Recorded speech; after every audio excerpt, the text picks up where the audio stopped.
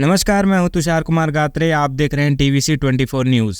बड़ी खबर आ रही है नई दिल्ली से, जहां चुनाव आयोग ने प्रेस कॉन्फ्रेंस के जरिए महाराष्ट्र और झारखंड में आगामी विधानसभा चुनाव की तारीखों की घोषणा कर दी है। आज चुनाव आयोग ने इन दोनों राज्यों में चुनाव की तारीखों की घोषणा करते हुए जानकारी दी कि महाराष्ट्र में चुनाव एक ही चरण में 20 नवंबर को होंगे, जबकि झारखंड में 2 चरणों में मतदान होगा। पहला चरण 13 नवंबर को और दूसरा चरण 20 नवंबर को। दोनों राज्यों के चुनाव परिणाम 23 नवंबर को घोषित किए जाएंगे।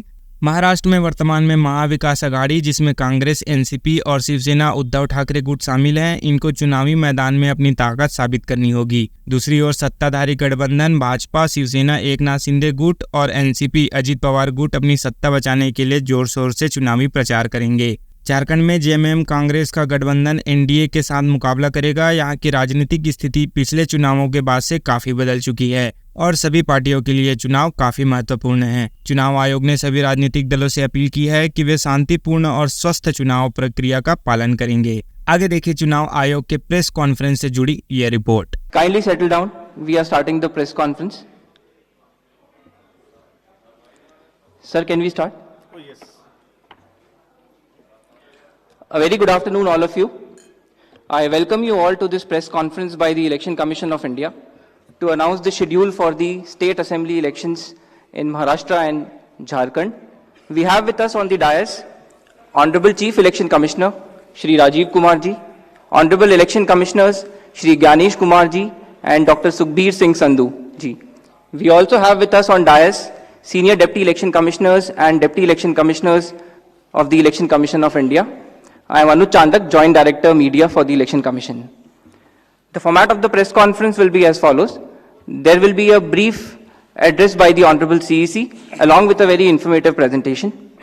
The copy of presentation will be shared with you along with the press note and all of the details after the press conference conclude.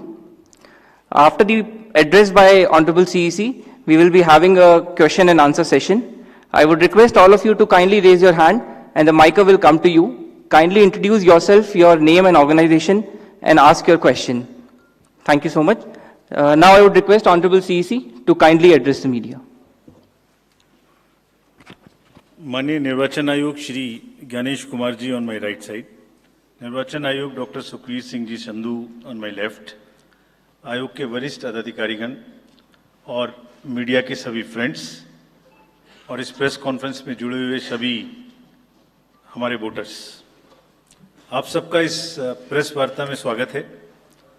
We welcome you all at this press conference, which is about the declaration of the schedule for the ensuing state assembly elections in Maharashtra and Jharkhand.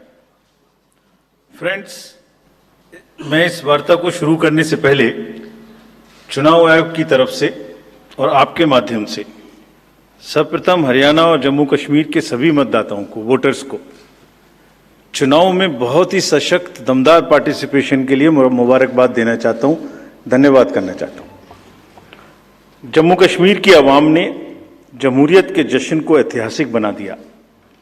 भारी संख्या में participate कर अपने जमहूरी हक का शानदार उपयोग किया और जिसने लोकतंत्र की मजबूत नींव रखी है।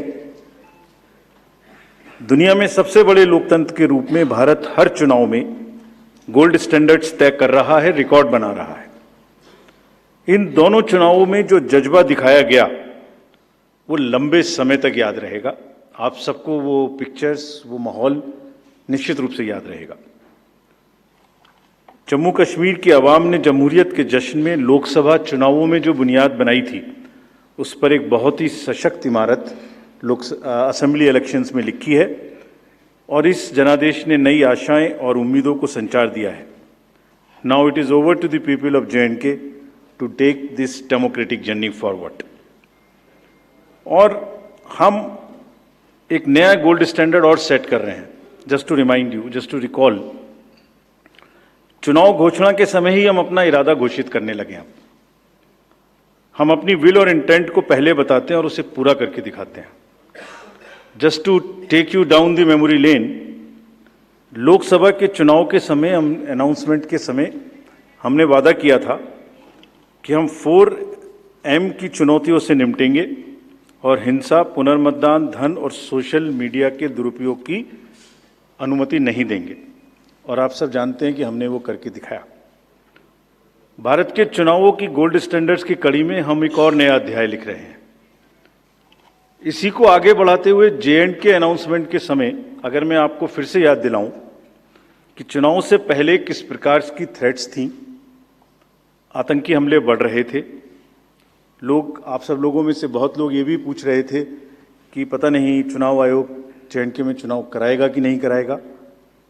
और 16 अगस्त को जब चुनाव की घोषणा का समय था तो इसी प्लेनरी हॉल में हमने अप फ्रंट और बोल्ड वादा किया था, और मुझे याद है मैंने कहा था कि जमहूरियत के जश्न में आपकी शिरकत दुनिया देखेगी नापाक इरादों की शिकस्त की कहानी। और वो कहानी आपने सबने देखी, और वो कहानी पूरे वर्ल्ड ने देखी। चुनाव को इंड्यूसमेंट फ्री बनाया गया, और जहां J&K में चुनाव कराने का विषय होता था वहां सीजर्स में 130 करोड़ रुपए के सीजर्स हुए, which is 100 times more then 2014 elections. तो पहले ये बात भी नहीं होती थी कि सीजर्स भी करना है, इस पावर को रोकना भी है। Similarly in Haryana seizures were to the tune of around 75 crore, 4 times more than 2019 elections. इन दोनों राज्यों के चुनावों में भी नील रीपोल रहे। There was not even a single repoll in both the states including the state of Jammu Kashmir. कोई वायलेंस नहीं हुई, zero violence including the state of Jammu Kashmir. एक भी लाठी नहीं चली, एक भी गोली नहीं चली। आप सब इस बात के गवाह हैं। आपने देखे शिकस्त के नजारे। And let us give an ovation to the voters of Jammu Kashmir and Haryana. चुनाव दर चुनाव घटती हुई हिंसा, बढ़ती भागीदारी, रिकॉर्ड सीजर्स, मतदाता बिल्कुल स्पष्ट संदेश दे रहे हैं that they have full belief, they are very very participate in the electoral process. लेकिन कोई बात नहीं, फिर भी अगर मुझे याद आए तो कुछ तो लोग कहेंगे लोगों का काम है कहना। हम उसके बिना चिंता किए आगे बढ़ते हैं, अपना काम सशक्त तरीके से करते हैं, ये आपको विश्वास दिलाते हैं। So friends, now we come to Maharashtra and Jharkhand, जहां पर अब उत्सव का समय है।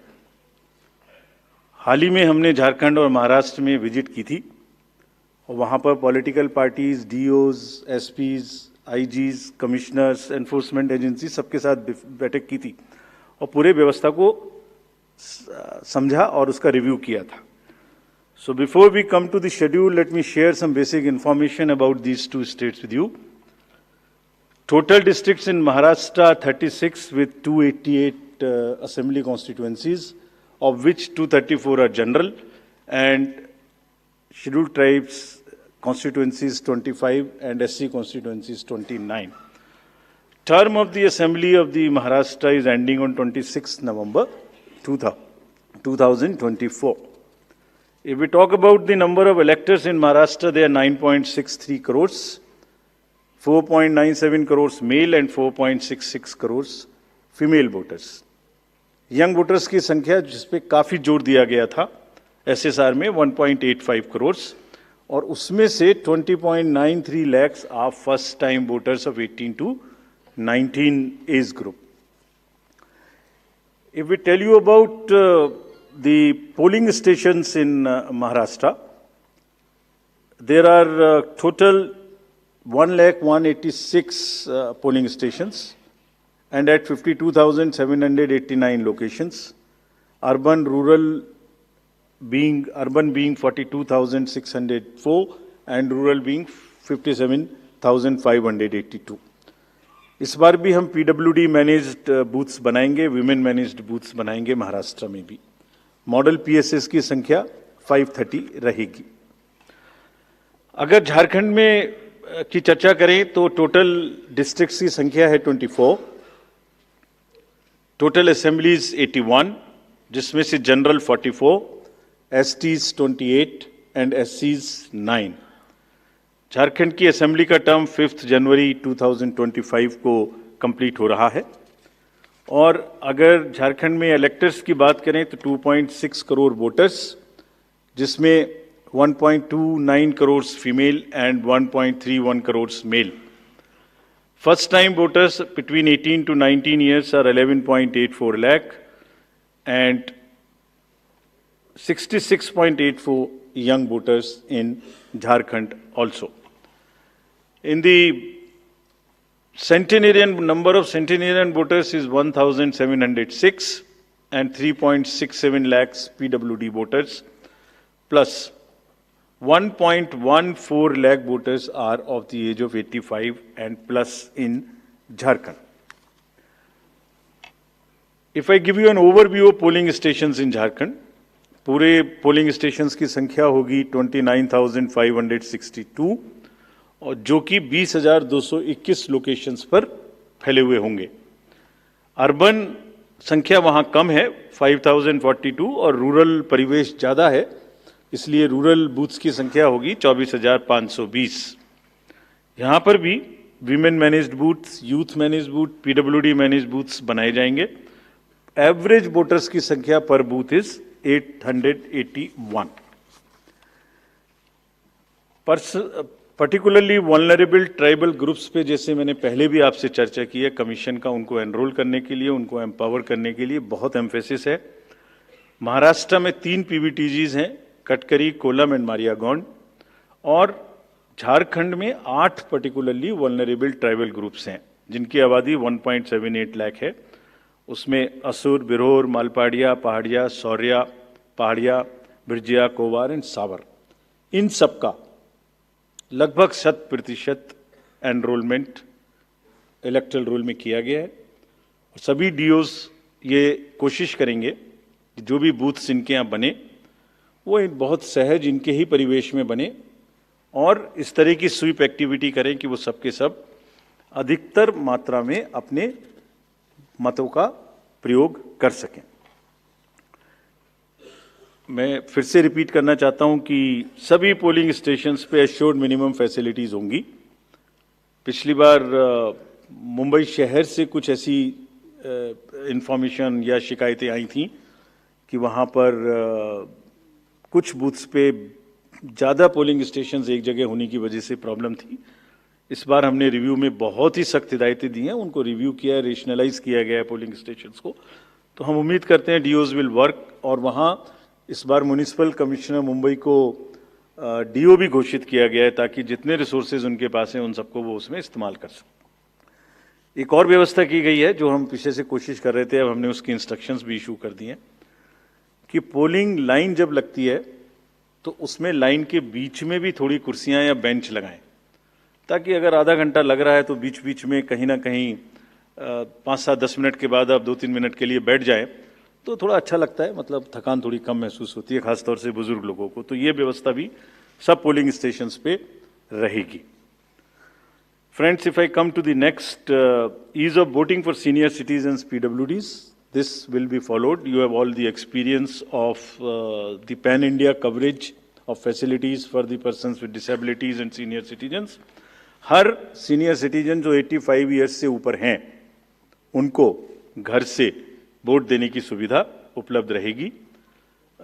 फॉर्म 12D वितरित किए जाएंगे सबको, और जो भी उसको भर के देते हैं उनके पास में हमारी टीम वोट लेने जाएगी और जाने के समय में सभी कैंडिडेट्स को लिखित में उस रूट चार्ट का और उस जगह की सूचना देगी ताकि वो साथ में एकम्पनी कर सकें और उनको ऐसा महसूस ना हो कि किसी के घर पर किसी ने प्राइवेसी ऑफ द वोट को नहीं मेंटेन किया। They are entitled, they are welcome to participate and go along with the polling parties to the houses of the senior citizens and PwDs. और पूरी जो व्यवस्था है उसकी videography of course goes without saying will be done so that there is a foolproof record. वैसे भी पूरे चुनाव में आप जानते हैं कि कोई भी प्रक्रिया ऐसी नहीं है जिसमें वीडियोग्राफी ना होती हो, जिसका रिकॉर्ड ना रखा हो, सो दैट जहां पर कैंडिडेट्स पार्टिसिपेट ना करते हो और जहां पर वीडियोग्राफी ना होती हो। So every process of this can always be checked and seen. जैसे क्रिकेट में एक्शन रिप्ले होता है, तो अगर वहाँ गेम के समय एक्शन रिप्ले नहीं हो सकता तो बाद में हर जगह हर प्रोसेस की वीडियोग्राफी को देखा जा सकता है। इसी प्रकार से जो नेक्स्ट अगर मैं आपको बताऊं तो जो टेक्नोलॉजी है उसका हम फिर से बहुत यूज़ करेंगे। वोटर हेल्पलाइन ऐप में सभी वोटर्स अपनी सारी डिटेल्स देख सकते हैं। वो कहाँ मतदाता सूची में कहाँ नाम है, कहाँ फैमिली टुगेदर है, कहाँ उनको पोलिंग स्टेशन है, वो सब चीज़ देख सकते हैं। CVIGIL of course we have been very enthused. जैसे लास्ट पार्लियामेंट्री इलेक्शन में हमारे 10,000 करोड़ के सीजर्स हुए, जैसे मैंने अभी बताया J&K एंड हरियाणा में भी रिकॉर्ड सीजर हुए।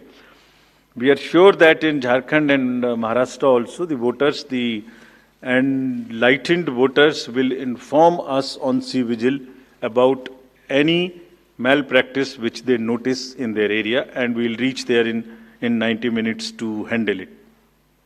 सभी कैंडिडेट्स जिनकी क्रिमिनल बैकग्राउंड है उन्हें अपनी सूचना देनी पड़ेगी 3 बार पेपर्स में, और सभी voters as a matter of right can see on our app which is KYC Know Your Candidate. हमने जो मीटिंग्स, मैं आपको सिर्फ सारांश में ये बताना चाहता हूँ कि जो मीटिंग्स हमने झारखंड और महाराष्ट्र में की, तो डीओज स्टेट एजेंसीज को बहुत ही सख्त हिदायतें दी हैं। मतलब बहुत ही सख्त मीन्स बहुत ही सख्त कि वो हर तरीके से फ्री एंड फेयर इलेक्शंस कराएंगे, हर तरीके से लेवल प्लेइंग फील्ड को एस्टेब्लिश करेंगे। उनको ये स्पष्ट बताया गया है कि किसी भी पदाधिकारी के विरुद्ध अगर ऐसी सूचना आती है और ये प्रमाणित होता है कि उन्होंने कोई भी कार्य ऐसा किया जिससे लेवल प्लेइंग फील्ड डिस्टर्ब होती है, एक पार्टी को पक्ष एक पार्टी को नुकसान, तो very stern action will be taken against them. This has been very very clearly told to everyone.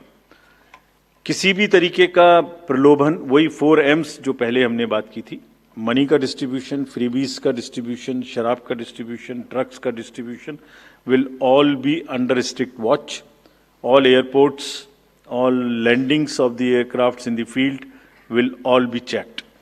There would be extensive polling, the checkposts on the borders of the interstate for checking interstate movement. और कहीं से भी multi disciplinary teams वहाँ बनाने के लिए कहा गया है, यानी जिसमें एक्साइज भी होगा, पुलिस भी होगी, जीएसटी भी होगी, ट्रांसपोर्ट के भी लोग होंगे, ताकि वो 24/7 उनकी चेकिंग कर सकें। और साथ में ये भी हिदायत दी गई है कि चेकिंग का मतलब ये नहीं है कि कॉमन सिटीजन को कोई भी हैरेसमेंट होना चाहिए। That precaution must very very carefully be taken about all of them. सभी पोलिंग स्टेशंस 2 किलोमीटर के अंदर हों। किसी भी कंट्रोल रूम्स की स्थापना होगी हर डिस्ट्रिक्ट में, so that they can handle the social media narratives if there is anything which is wrongly being conveyed. ये सब का सब वहाँ पर निश्चित रूप से व्यवस्था होगी।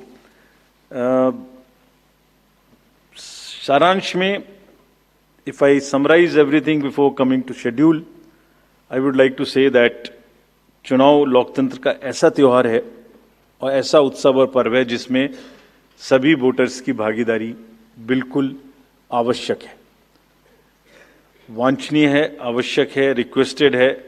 We appeal to everyone to come and vote in large numbers in these elections also. साथ ही सभी राजनीतिक दल, सभी कैंडिडेट्स से भी अनुरोध है कि पूरे नियमों का पालन करते हुए कैंपेनिंग के दौरान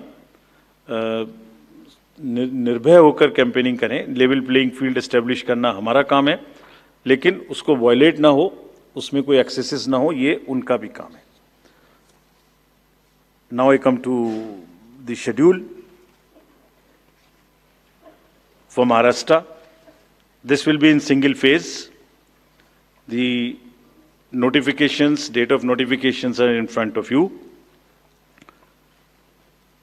22nd October would be date of notification. Last date of making nomination would be 29th October. Scrutiny on 30th October. And last date for withdrawal 4th, and date of poll in Maharashtra would be 20th 11. Counting would be on 23rd 11/24, and you will notice that date of poll is Wednesday. This is deliberately, which lot of scheduling, whatever goes into scheduling, we have tried that it is midday so that issue of urban apathy is handled. And in case of urban apathy, we are really very concerned we want to make appeal through you to all our esteemed voters in the urban areas to please come and vote. It's not a healthy trend which is reflected. If I give you a brief of what is happening across the elections in the urban apathy, we will share this slide with you. If you look at various states, you look at Gurgaon, you look at Faridabad recently. Last elections, you look at Jubilee Hills, Hyderabad. You look at Bangalore South. You look at Gujarat, Gandhigram, Kolaba, Mumbai City, Pune, Thane, all are much, much below the state averages of each state. We will be conducting a special meeting of the municipal commissioners and DOs within a week's time to appeal again to do whatever we can do to motivate the voters in the urban areas, but the trends are really not good. If I show you the Lok Sabha, that was the Lok Sabha. If I show you legislative assemblies, see the lowest. The Kolaba was just 40%. 62 of 64 urban ACs in Maharashtra were less than the state average in 2019. So was the case in the parliamentary elections 2024 also. And just to give you a contrast, if you compare, so what was the situation in Lok Sabha in Kalyan was 50%, Mumbai South 50%, Mumbai North, Thane, Pune, Mumbai South, everything 53%. And these were the lowest 6 parliamentary constituencies out of the lowest 10. So that's the state of the urban apathy. We would be doing everything to counter it. Last time in 24 elections, we had all celebrities, all corporates, Amul, everyone involved. We'll do it again. And we'll also, at this point, emphasize that this contrasts with a very positive trend in the constituencies like Doda, 72%, Riyasi, 74%, Punch, 74%, Rajouri, 71%. If they can go 70 plus, Kolaba can also go 40 plus. In 24 Lok Sabha elections, Bastar was 68%, 69%. Gadchiroli, Manipur, states after state, tough areas. So we'll be requesting through you, we'll have a special drive this time for the slum areas in urban areas and also the colonies, all alike, to have a real urban push. I do not want to name a specific thing, but there are booths in Faridabad and Gurgaon in the recently held elections. And they are the poshest places where voting has been around 20%. So again, we will be doing a lot of work on this to do whatever we can do to attract the urban voters. Now, friends, coming to Jharkhand. Jharkhand एक बहुत ही समृद्ध state है, बहुत ही उसकी विरासत है और वहाँ पर हम फिर से अपील करेंगे कि सब वोटर्स अधिक से अधिक मात्रा में वोट दें. Schedule would be like this. Jharkhand would be in 2 phases. The date of poll, first phase would be on, date of poll would be on 13th November and the second phase would be along with Maharashtra on 20th November. So the date of issue of notification for Jharkhand phase 1 would be 18th and for phase 2 would be 22nd along with Maharashtra. Nominations for phase 1 would be till 25th of October and for phase 2, 29th. This slide we will share with everyone. And date of poll would be 13th November and 20th November, both Wednesdays. And date of counting would be 23rd 11, that is Saturday. With this, we end our presentation with the request that through you, that all the voters of Jharkhand and Maharashtra कृपया बाहर आइए, कृपया vote करिए. लोकतंत्र के उत्सव में आपकी भागीदारी कि हम बहुत ही रिक्वेस्ट करते हैं, अपील करते हैं आपसे. Thank you very much. So by elections. So We will come back. We'll come back. Okay. Sorry, We'll come sorry, back. sorry. By-elections also. By-elections. We have 48 ACs and 2 PCs in 15 states. They will also undergo the elections this time. All the 48 ACs and 2 PCs, the schedule would be like this. All the except 1 AC and 1 PC, where because of the festivities in some region, all 47 ACs and 1 PC of Kerala would undergo the election along with the phase 1 of Jharkhand. The same schedule. 13th November would be date of poll. And only for 2 ACs, one for assembly and one for parliament. That is Kedarnath in Uttarakhand, because on 12th there is gazetted holiday and dispersal of the parties takes place on that day. Therefore, it is on 20th. And similarly for Maharashtra, except that everything would be on during the first phase. Thank you very much. Thank you. Thank you, sir, for the very comprehensive briefing. Now we will take questions from the media. Please, the gentleman in the blue shirt, please. Thank you. Sir, मेरा नाम प्रशांत लीला रामदास है।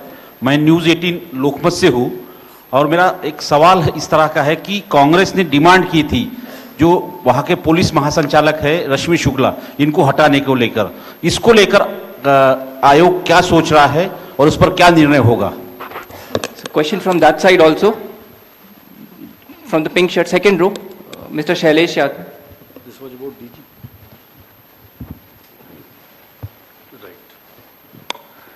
Sir sir मैं Shailesh Yadav ANI से। अभी हाल ही में चुनाव संपन्न हुए हैं जम्मू कश्मीर और हरियाणा में, और लोकसभा इलेक्शन के बाद देखा गया है कि एग्जिट पोल जो हैं एकदम उल्टे रहे हैं या जो है एकदम गलत साबित हुए हैं। और इसको लेके पब्लिक में सवाल ये उठता है कि एग्जिट पोल में तो सरकार इनकी बन रही है और नतीजा उल्टा है, उस पर EVM पे सवाल उठाए जाते हैं, जिसकी शिकायत आपसे कुछ पार्टियों ने करी थी जिनका एग्जिट पोल में ये था कि सरकार बन रही है और जब EVM का रिजल्ट आया तो सरकार बदल गई। तो इस तरह के एग्जिट पोल को लेके आपका क्या कहना है, क्योंकि सवाल जब उठते हैं तो आपकी तरफ से जो है बाहर नहीं आता है कि क्या इलेक्शन कमीशन सोच रहा है इस पर? Last row, madam was raising the hand. Please. Yes. So just wanted a clarification for the assembly constituencies and parliamentary constituency by polls. So it's Wayanad and Nanded, the 2 parliamentary constituencies voting, right? Yes. Yes. Yes. There is a EP. There is a EP pending. Yeah. Gentleman in the, yes, please. Sir, I am Sandeep Rajgolkar from TV9 Marathi. मेरा सवाल ये है, जो अभी जो सरकार में जो पॉलिटिकल पार्टीज है उनको अब मिले, अपोजिशन को भी मिले, उन्होंने मांग की थी, जो पार्टी अभी सरकार में है उन्होंने मांग की थी कि एक फेज में ही वोटिंग हो, और अपोजिशन ने तब टीका पर की थी उन पर कि 2 या 3 फेज में होना चाहिए। तो उनकी मांग थी इसलिए किया क्योंकि छोटा हो के भी झारखंड में वहां पे 2 फेज है और महाराष्ट्र में 1 ही फेज है। We have gentleman in the first row, please. Good evening sir. सामने सर। Yeah. मोहित दुबे न्यूज़ नेशन से हूं सर। मेरा सवाल ये है कि EVM को लेके पहले भी आपने बयान दिया है, लेकिन एक बार फिर से EVM को लेके शिकायतें विपक्षी दलों ने हरियाणा को लेके की है, बैटरी को लेके शिकायत की गई है। तो आप हमेशा ये कहते रहे कि निष्पक्षता के साथ हम चुनाव करवाते रहें, तो ऐसे लोगों को आप क्या जवाब देंगे, ऐसे लोगों को आप क्या कहेंगे जो EVM को लेके आपसे शिकायत करते हैं और इस बार बैटरी को लेके शिकायत की गई है? इसको पहले इतने प्रश्न जवाब दे देता हूँ। पहला प्रश्न था DG महाराष्ट्र के बारे में। सो DG's appointment in any state is governed by the procedure where the name of the senior most officers are sent to the UPSC. UPSC selects the person And there is a Honorable Supreme Court decision on this in Prakash Singh's case. The entire issue of this will be handled as per the legal pronouncements governing the subject. This name has been cleared by UPSC, but however, exactly what has been dictated, what has been ordered in this Honorable Supreme Court's order, this case will be handled according to that. Somebody asked about 2 phases in Jharkhand and 1 phase in Maharashtra. Do you remember how many phases were in Jharkhand last time? 5. And now you are asking about 2 also. There are factors in Jharkhand which are about the Naxal areas and others. There are concerns, therefore there are 2. And Maharashtra was 1, which is 1. Exit polls. Actually, I didn't want to touch this subject, but since you are asking.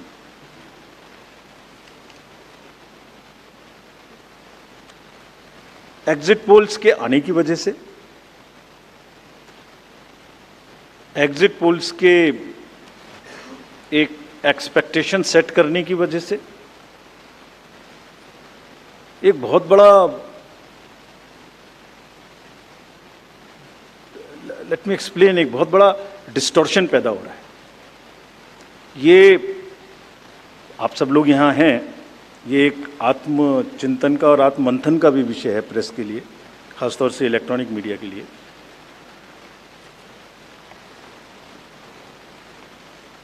पिछले कुछ election से 2-3 चीजें एक साथ हो रही हैं, अगर हम उसको पूरे कैनवस को एक साथ देखें तो, और ये सबके लिए समझना जरूरी है. पहले एक एग्जिट पोल आता है जिसकी हम उसको गवर्न नहीं करते, जो एस्टेब्लिश्ड रिजीम है, स्टैट्यूटरी एंड जुडिशियल रिजीम, उसमें हम उसको गवर्न नहीं करते. लेकिन एक खुद के आत्मचिंतन की जरूरत जरूर है कि वो उसका सैंपल साइज क्या था, उसका सर्वे कहाँ हुआ, उसका रिजल्ट कैसे आया. अगर मैं उस रिजल्ट से मैच नहीं किया तो मेरी क्या रिस्पॉन्सिबिलिटी है, कहीं कोई डिस्क्लोजर्स हैं कि नहीं है, ये सब देखने की जरूरत है बहुत सख्त. there are bodies which govern this. There is NBSA, there are other bodies which self-regulate, and I am sure the time has come that the associations, bodies which govern will do some self-regulation. Because इसी से जुड़ा हुआ दूसरा विषय है जो कि बहुत ही इम्पोर्टेंट है. जिस दिन पोलिंग खत्म हुई उससे रफली 3rd डे काउंटिंग होती है. तो आज शाम को 6 बजे से एक एक्सपेक्टेशन राइज हुई. सबने सोचा ये होने वाला है, जिसका कोई साइंटिफिक आधार, जिसका कोई लीक पब्लिक में डिस्क्लोजर में नहीं है. जब काउंटिंग का समय शुरू होता है तो 8:05 और 10 मिनट से रिजल्ट्स आने शुरू हो जाते हैं, विच इज नॉनसेंस. आप बताइए, मेरी पहली काउंटिंग 8:30 बजे शुरू होती है और हमारे पास प्रमाण है इस बार कि 8:05, 8:10, 8:15 पर आने लगा इतने की लीड, इतने की लीड, इतने की लीड, इतने की लीड. ऐसा तो नहीं है. I am just posing question, we are not gone into this. But ऐसा तो नहीं है कि एग्जिट पोल को जस्टिफाई करने के लिए वो शुरू में ट्रेंड्स आ गए कि हमने तो ऐसा कहा था, वैसे ही ट्रेंड हो रहा है, बाद में जो होगा वो होगा. और अचानक से पहला रिजल्ट एक राउंड का 8:30 बजे जब काउंटिंग शुरू हो रही है तो 9 बजने में 10 मिनट, 9 बजने में 5 मिनट से पहले 20 मिनट भी लगेंगे एक राउंड में, तो आ ही नहीं सकता. और हम उसको 9:30 बजे वेबसाइट पे डालते हैं 9:31 पे. एग्जैक्टली कभी भी देख लीजिए, एक के बाद एक. 9:30 पे हम उसको अपनी वेबसाइट पे डालते हैं, फिर 11:30 पे डालते हैं, फिर 1:30 पे डालते हैं. चलिए, आपके कोई कॉरेस्पॉन्डेंट वहाँ मौजूद थे, उन्होंने पहले बता दिया. प्रोसेस काउंटिंग में रिजल्ट को स्क्रीन पे दिखाना पड़ता है, एजेंट के साइन लेने पड़ते हैं, ऑब्जर्वर से जस्टिफाई कराना पड़ता है, तो ऑफिशियल साइट पे आने में आधा घंटा लग सकता है. लेकिन 9 बजे से 9 बजने में 10 मिनट से पहले कैसे आते हैं? और उससे क्या होता है, एक तो एक्सपेक्टेशन है एग्जिट पोल्स की, उसके बाद 8:45 बजे तक मैंने दिखा दिया उसी के मापदंड से कि वो लीड कर रहे हैं लोग. तो वास्तविक रूप से जब वो एक्चुअल रिजल्ट्स आने शुरू होते हैं तो एक मिसमैच होता है. and that mismatch is also giving, this can lead to serious issues sometimes. Even the gap between expectation and achievement is nothing but frustration. So ये एक विषय ऐसा है जिस पर हम तो नहीं, हमारे हाथ बंधे हुए हैं, लेकिन एक कुछ ना कुछ मंथन की, कुछ ना कुछ, एंड आई एम श्योर जब जब इस देश में, जब जब कंट्री में इस तरीके की जरूरत होती है तो एक सेल्फ करेक्शन हो जाता है. तो सभी रिस्पॉन्सिबल लोग इसका सेल्फ करेक्शन जरूर करेंगे, I am sure about it. EVM के बारे में आपने फिर से पूछा.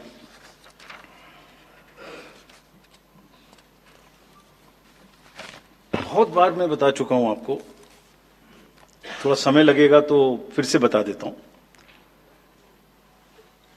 6 महीने, लगभग 5-6 महीने फर्स्ट एफएलसी शुरू होती है ईवीएम की. मैं 2 बात बता रहा हूं, बस मोटी सी 2 बात, बाकी सब आपको मालूम है. वो टेम्पर नहीं हो सकती, उसमें कोई कनेक्शन नहीं हो सकता. अभी लोग पूछते हैं जब पेजर से उड़ा देते हैं तो ईवीएम को कैसे हैक नहीं कर सकते, ये भी पूछते हैं.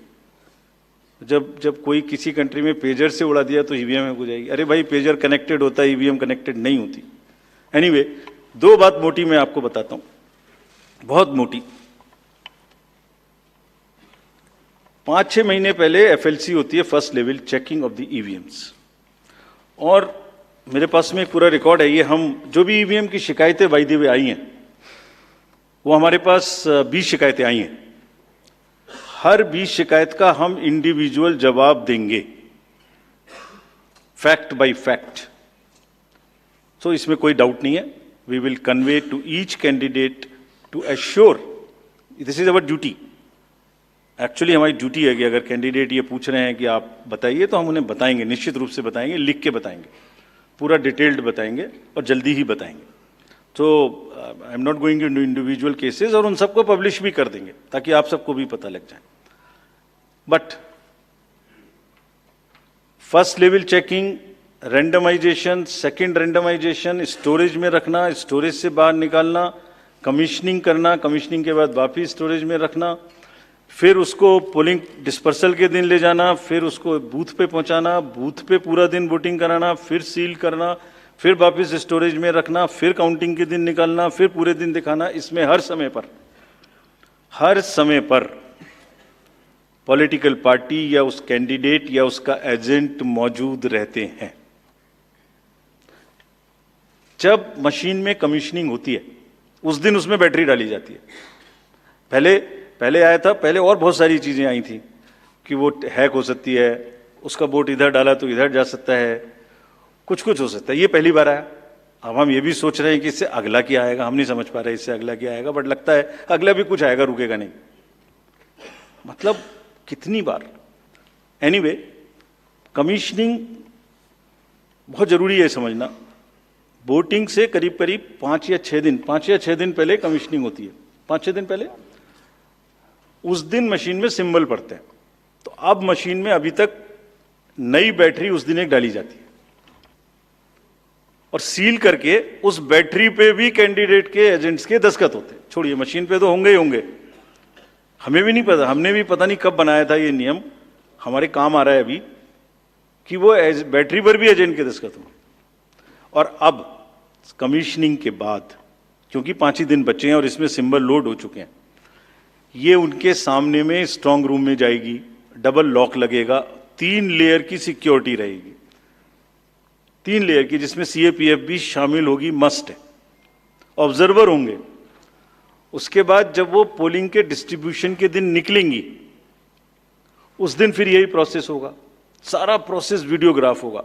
यानी वीडियोग्राफ होने के बाद फिर वो फील्ड में पहुंचेंगे, सेक्टर मजिस्ट्रेट साथ में रहेंगे, फिर कैंडिडेट के एजेंट साथ में रहेंगे, फिर वहां पहुंचेगी, फिर कहेंगे भाई देख लो इसको, सब ठीक है, जो आपको नंबर दिया, हाँ, और उसके नंबर भी सबसे शेयर किए जाएंगे. इस नंबर की मशीन इस बूथ पे जाएगी. फिर जब वो बूथ पे पहुंच गई तो कहें भाई मिला लो आप, उसी नंबर की है कि नहीं है. वोट भी डाल के देख लो 50 कि ठीक है कि नहीं है. किसी ने 50 डाले, किसी ने 20 डाले, किसी ने कहा नहीं हमें ठीक है, हम नहीं डालेंगे. किसी स्टेज में किसी बूथ पर 20 कैंडिडेट हैं, किसी पर 5 कैंडिडेट हैं, किसी पर 5 ने कम वोट डाले, किसी ने ज्यादा डाले, बैटरी उसी हिसाब से यूज. फिर पूरे दिन वोटिंग हुई, तब एक एक वोट का हिसाब रखा, फिर बंद हुआ. बंद होने के समय में एंड ऑफ क्लोज ऑफ पोल में फिर से दस्तखत कराए. फिर से हिसाब लगाया कितने वोट पड़े, फिर से फॉर्म 17C दिया, उसको कितना दिखाएंगे? कौन दिखाता है इतना? बताइए, कोई एक प्रोसेस कंपैरेटिव बताइए पूरी कंट्री में जहां public disclosure disclosure disclosure participation participation इतना अधिक हो। कोई ये बताइए प्रोसेस।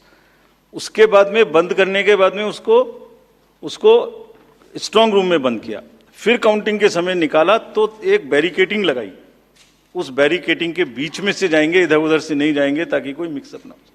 अच्छा, मिक्सअप कैसे होगा? वो नंबर हमने आपको दिया हुआ है, जब काउंटिंग में पहुंचे तो फिर कहें भाई चेक कर लो, फिर 17C से चेक कर लो, round wise round this is happening and there is a provision for objecting to any of the issue relating to this at any stage, which has not happened.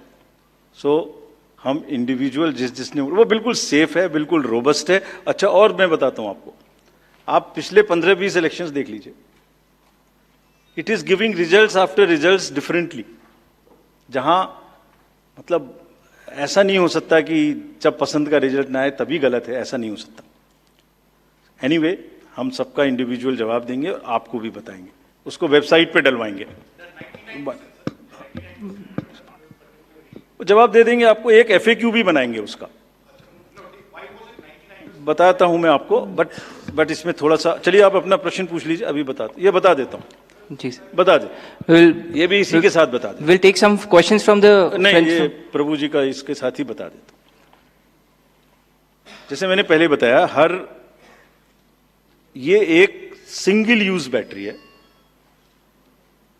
जब ये पड़ेगी तो 5-6-7 दिन के लिए इस्तेमाल होगी। इसकी जैसे आपके कैलकुलेटर में बैटरी है, I mean it is not mobile का बैटरी जो एवरी दिन चार्ज होगी, it is like calculator battery, 5 साल तक चलती रहेगी। जब शुरू हुई तो मान लिया वो 100% थी, अब वो धीरे धीरे यूज डिसयूज, कितना एक्सटेंसिव यूज, कितना ग्राफ किया, सबसे यूज होती रहेगी 10 साल के बाद तक, 5 साल तक। 5 साल में जब बंद होगी तो पता लगा उससे पहले 3-4% थी, आपको पता नहीं लगेगा, सडनली बंद हो जाएगी। बट हमने प्रोविजन बनाया हुआ है कि जब इनिशियल ये शुरू होगी तो इसकी 2 चीज हुई, एक परसेंटेज ऑफ चार्ज, एक output. Output is in terms of voltage, it's a very low required voltage which the machines require.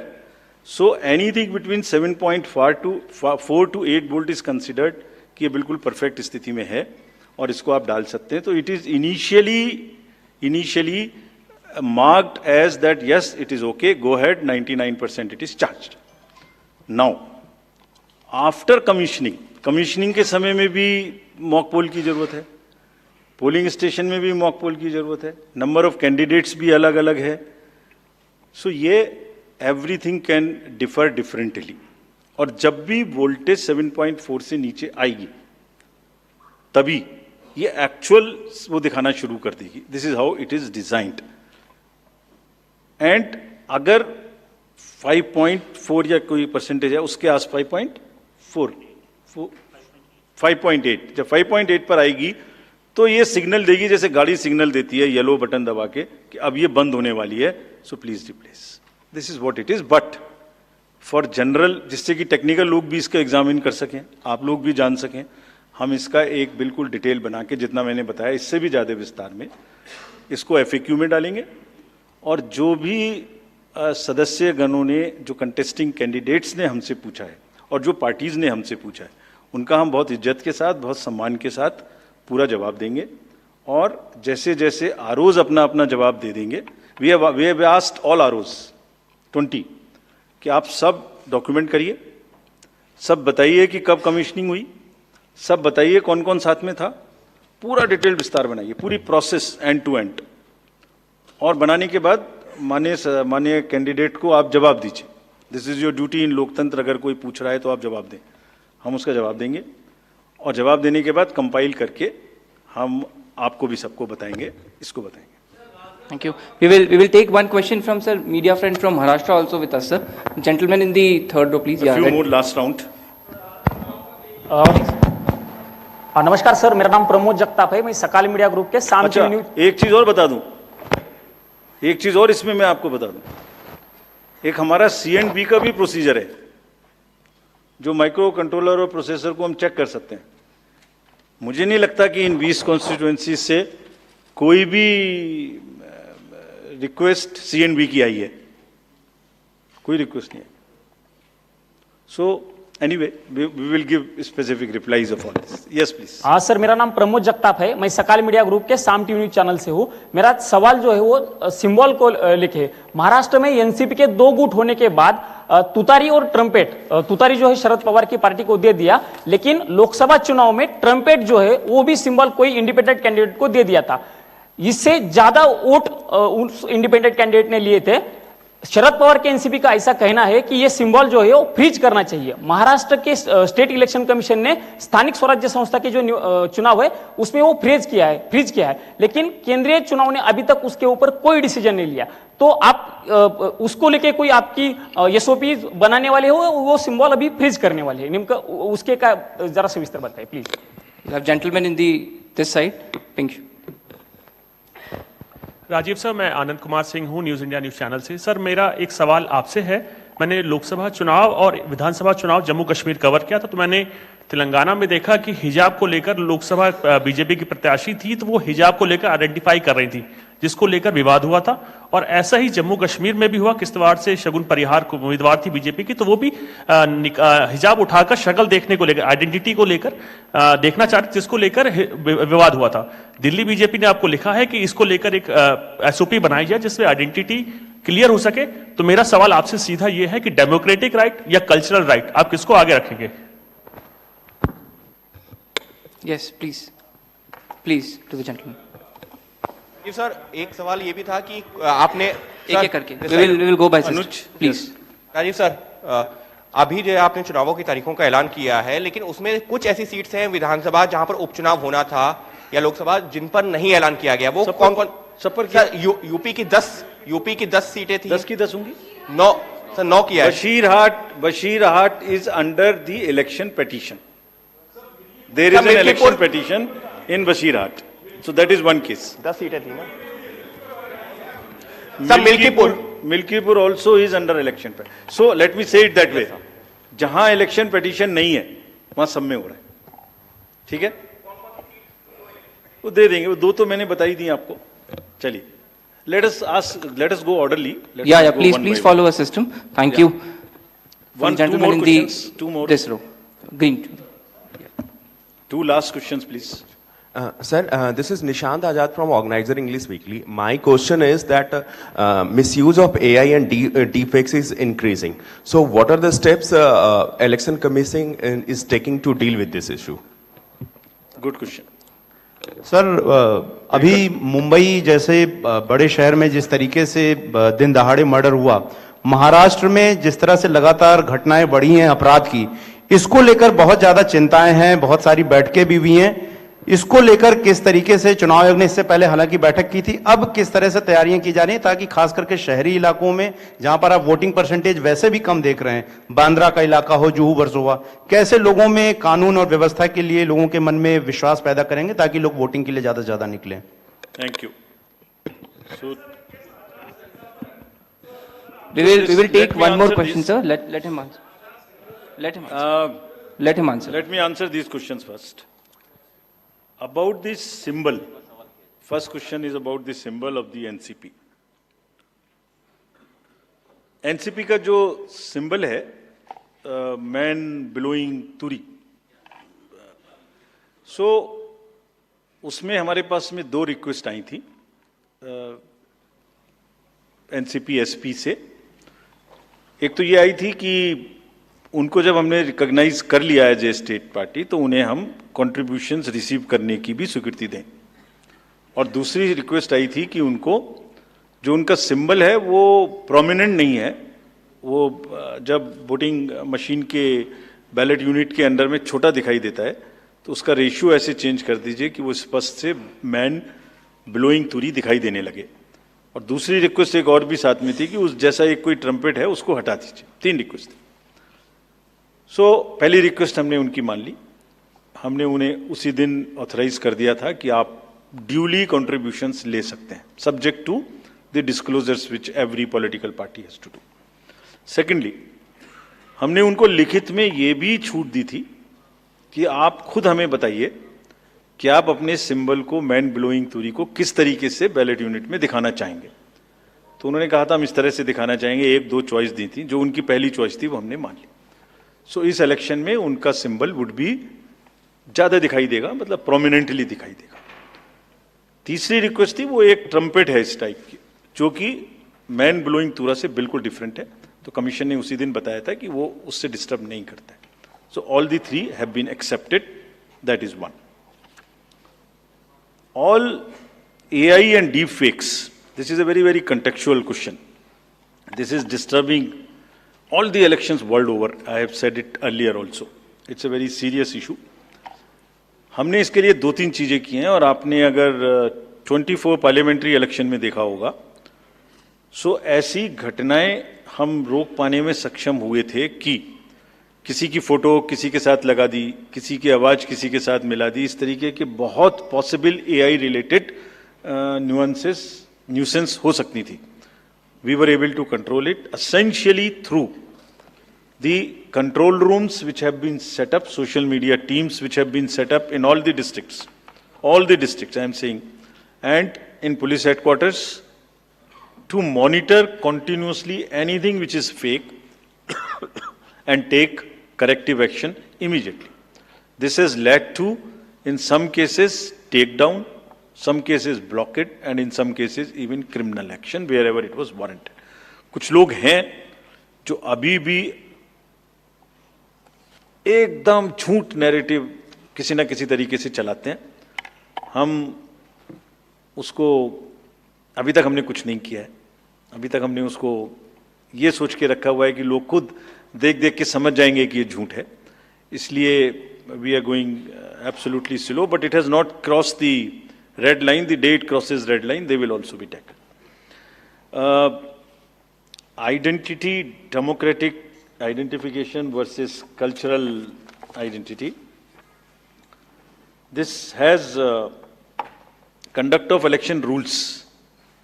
Section 35. Rule 35 specifically mentions about the identification of electors. And also 34 mentions about facilities for women electors.